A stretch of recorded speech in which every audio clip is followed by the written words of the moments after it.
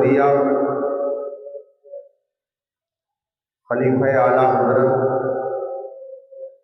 قدس سرہ کا یہ عرص مبارک جو حالات کے پیش نظر محدود پیمانے پر منعقد ہے، ہمارے اور آپ کے لیے نہایت سعادت کی بات ہے کہ ان حالات میں بھی ہم اور آپ صاحب عرص سے فیوز و برکات لینے کے لیے یہاں حاضر ہو گئے۔ مجھ سے بیشتر آپ حضرات نے بہت معلوماتی خطاب اور تقریر سماعت فرمائی، اور ابھی جو ولولہ خیز خطاب آپ نے سنا، انشاءاللہ اس کی دھمک بہت دنوں تک پوری دنیا میں محسوس کی جائے گی۔ دو چند منٹ کے لیے میں آپ کے درمیان حاضر ہوں۔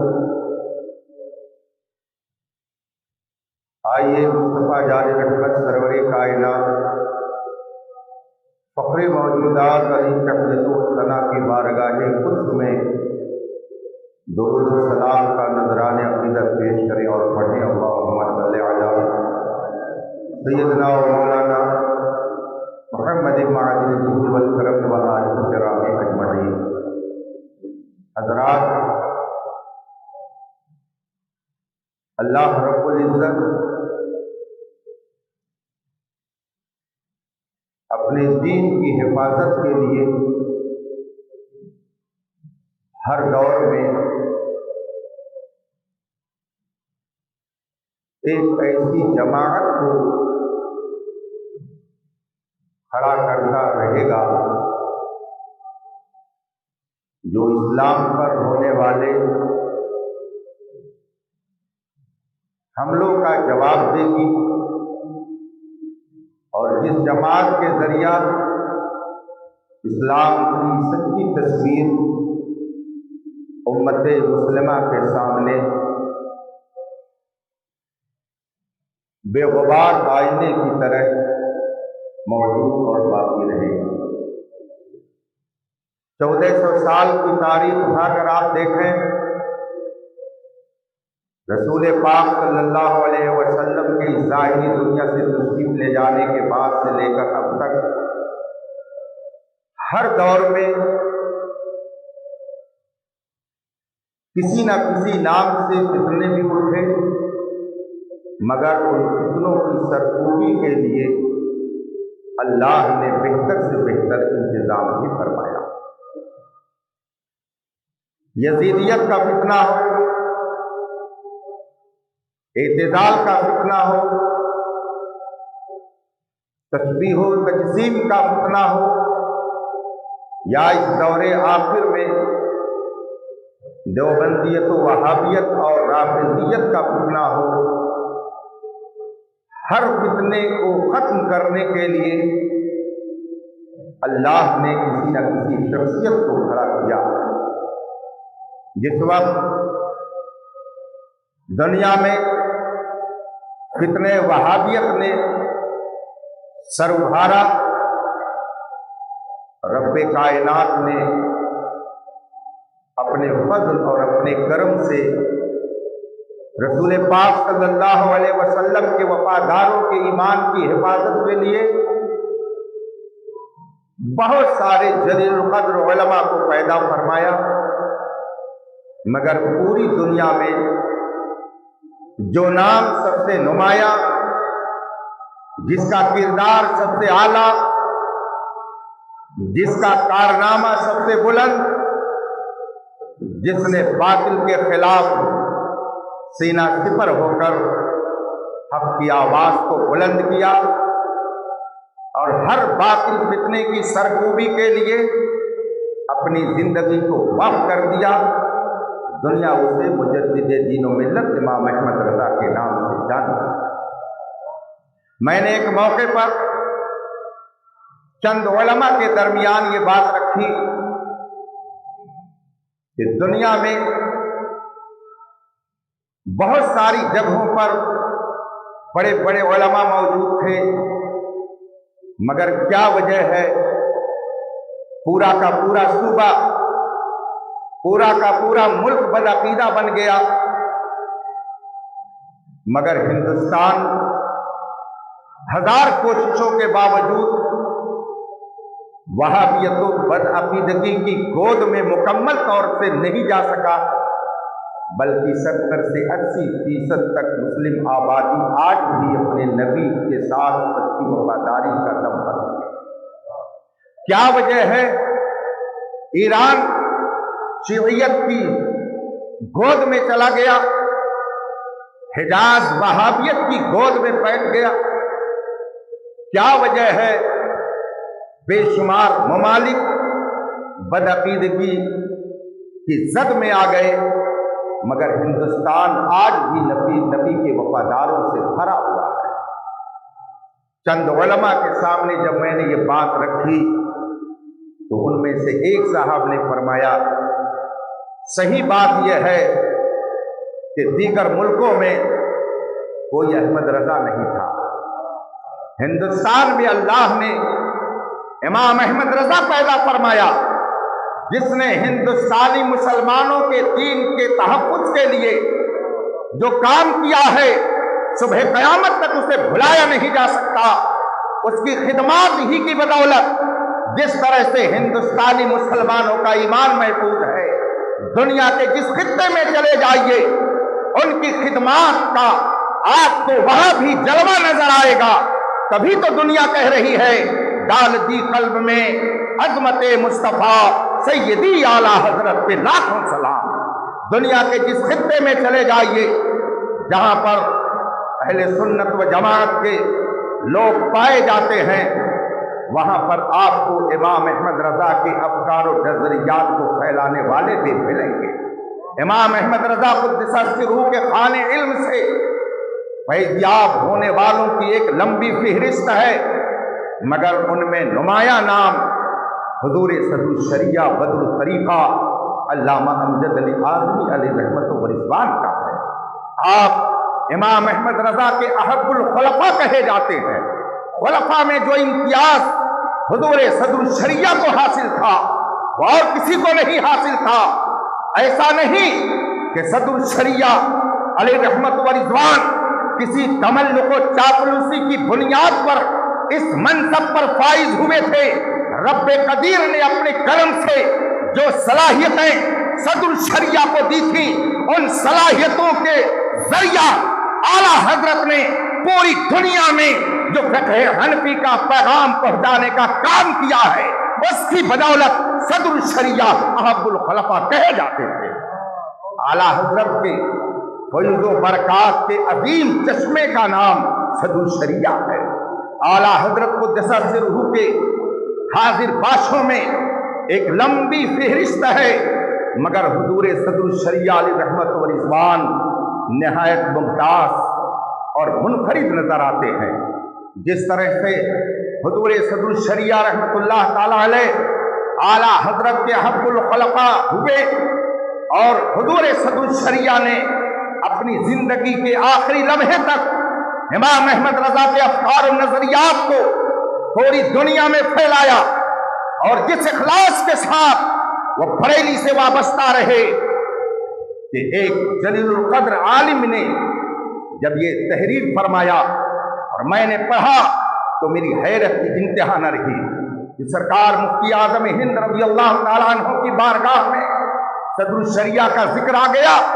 حضور مفتی اعظم ہند کی آنکھیں نمناک ہو گئی اور فرمایا یہ صدر الشریعہ کا اخلاص تھا کہ انہوں نے بریلی ہی کو اپنی زندگی کے آخری لمحے تک اپنا گھر سمجھا۔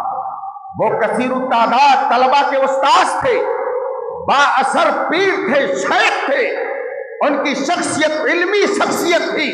اگر وہ چاہتے تو اپنا ایک الگ دارالعلوم قائم کر کے اس پر تنہا قابض ہو جاتے، مگر اخلاص نے انہیں یہ کرنے نہیں دیا۔ انہوں نے بریلی ہی کو اپنا وطن سمجھا۔ جس کے اخلاص کی داستان پوری دنیا میں پڑھی جا رہی ہے، اس ذات کا نام صدر الشریعہ ہے۔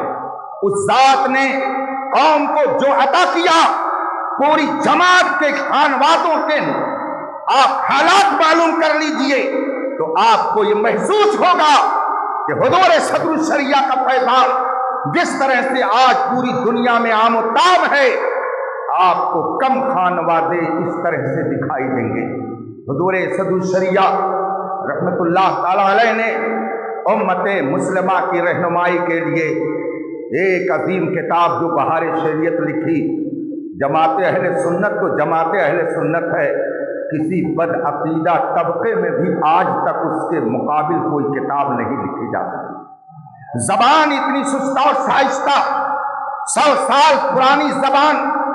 آپ دوسرے مکتبہ فکر کی کتاب کو اٹھا کر کے دیکھیں، بہشتی زیور پڑھیں، غالباً اسی زمانے میں وہ کتاب بھی لکھی گئی، مگر اس کی زبان آپ دیکھیے اور بہار شریعت کی زبان آپ دیکھیے تو آپ کو کھلا ہوا فرق محسوس ہوگا۔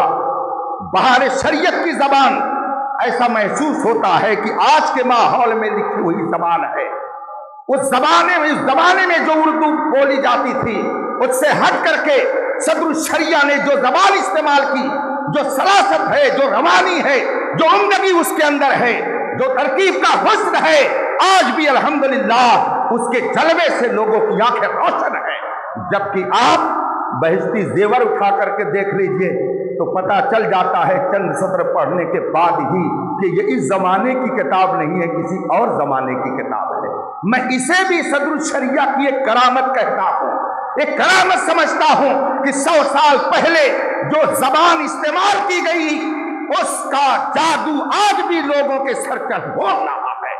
حضور صدر الشریعہ رحمت اللہ تعالی علیہ نے جس وفاداری کے ساتھ امام احمد رضا کے افکار و نظریات کو پوری دنیا میں پھیلایا، حضور صدر الشریعہ علیہ رحمت و رضوان کے بعد آپ کے شہزادوں نے ہند و پاک میں جو کام کیا، علامہ عبد المصطفیٰ اظہری علیہ رحمت و رضوان نے پاکستان کی سرزمین پر جو عظیم الشان کارنامے انجام دیے، آپ اسے بھی مطالعہ میں لا سکتے ہیں۔ مگر ہم جنہیں اپنے ماتھے کی آنکھوں سے دیکھ رہے ہیں، جن کے کارناموں کو ہم سن بھی رہے ہیں، دیکھ بھی رہے ہیں، ماتھے کی آنکھوں سے جس کا مشاہدہ کر رہے ہیں، وہ ذات حضور محدث کبیر کی ہے۔ ہندوستان کے جتنے وہ خانوادے جو اعلیٰ حضرت کے خلفاء کے خانوادے ہیں، جہاں جہاں اعلیٰ حضرت کے خلفاء موجود تھے، آپ ہندوستان پر نظر دوڑا کر کے دیکھ لیجئے، ان خلفاء اعلیٰ حضرت کے شہزادگان میں ایک ذات محدث کبیر کے ملے گی کہ کل جس طریقے سے مسلک اعلیٰ حضرت پر حضور صدر الشریعہ مضبوطی سے قائم تھے، آج ان کا شہزادہ ہی نہیں بلکہ پورا خانوادہ انہی افکار اور انہی نظریات کو لے کر کے پوری دنیا میں اپنی خدمت وقت کیے ہوئے ہے۔ حضور محدث کبیر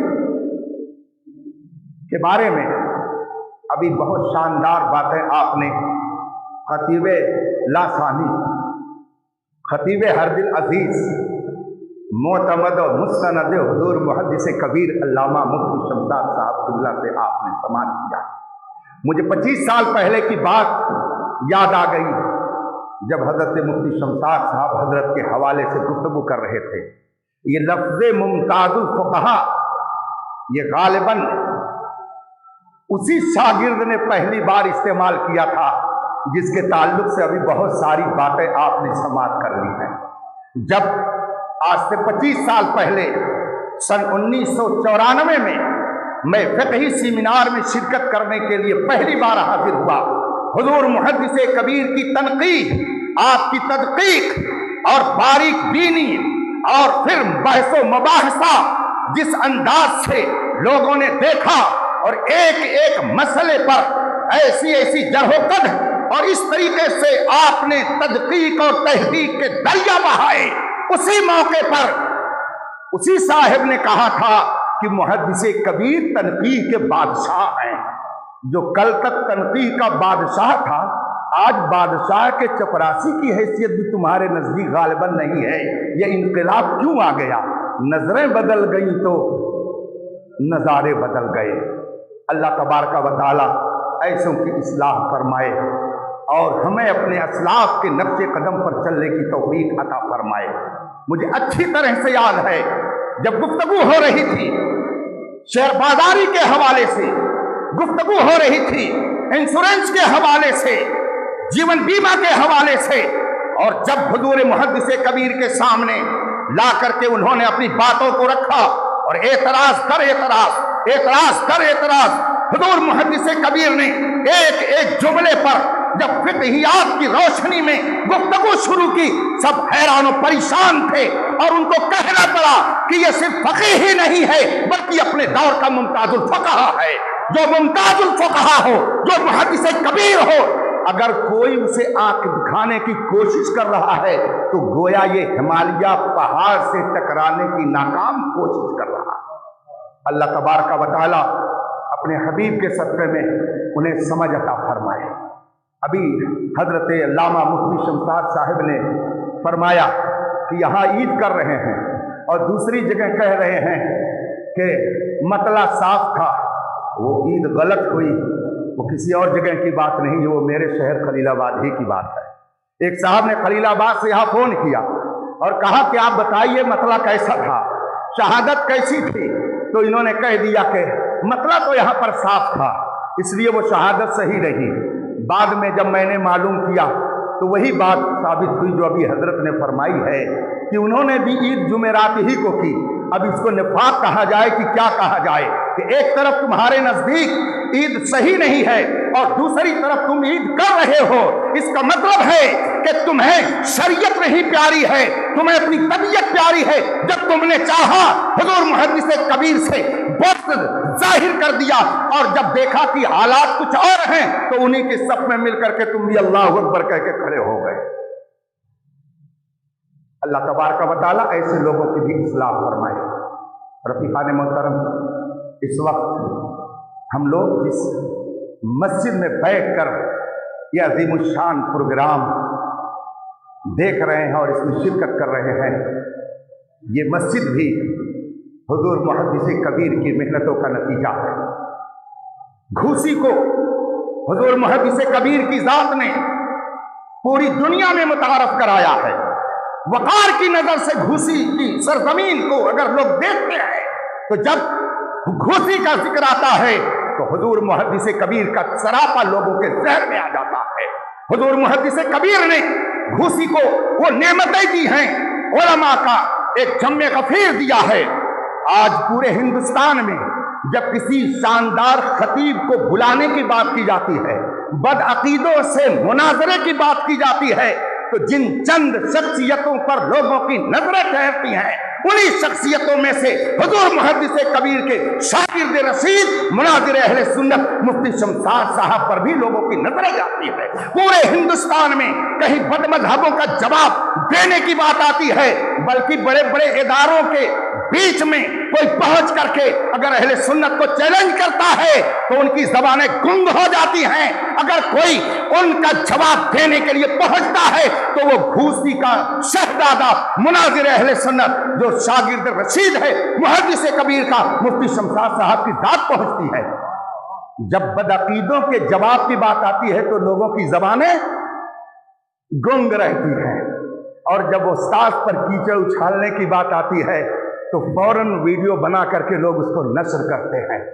میں نے 3-4 روز پہلے ایک مقولہ پڑھا، المصیب اشیاخی کالباحث عن حتفہ بظلفہ، اس کا ترجمہ بھی اس میں لکھا ہوا تھا، المصیب اشیاخی، اپنے شیوخ اپنے اساتذہ کے ساتھ بدسلوکی کرنے والا اس بکری کی طرح ہے جو اپنے کھر سے اپنی موت کا سامان فراہم کرتی ہے۔ جو لوگ اپنے مشائخ اپنے اساتذہ کے ساتھ بدسلوکی کرتے ہیں اور بلا وجہ بدسلوکی کرتے ہیں، وہ اس بکری کی طرح ہے جو اپنے کھر سے اپنی موت کا پیغام خود لے کر کے آتی ہے۔ حضور محدث کبیر نکالی سینکڑوں نہریں کہ پانی کچھ تو کم ہوگا، مگر پھر بھی میرے دریا کی طغیانی نہیں جاتی۔ پورے شرق و غرب میں آپ ہندوستان کے جس خطے میں چلے جائیے، میں نے اس دوران مخالفین سے بھی پوچھا، آپ بتائیے محدث کبیر کے معیار کا کون ہے؟ علم حدیث میں ان کے معیار کا کون ہے؟ علم فقہ میں ان کا ہم پلہ کون ہے؟ تقوی اور طہارت اور احتیاط میں ان کے برابر کون ہے؟ حق گوئی اور بے باکی میں ان کا مد مقابل کون ہے؟ اور اس عمر کو پہنچ کر کے مسلک کا درد رکھ کر قوم میں جانے والا، اس عمر میں اپنے آرام کو تجنے والا کون ہے؟ تو برجستہ کہتے ہیں کوئی اور نہیں، محدث کبیر ہے۔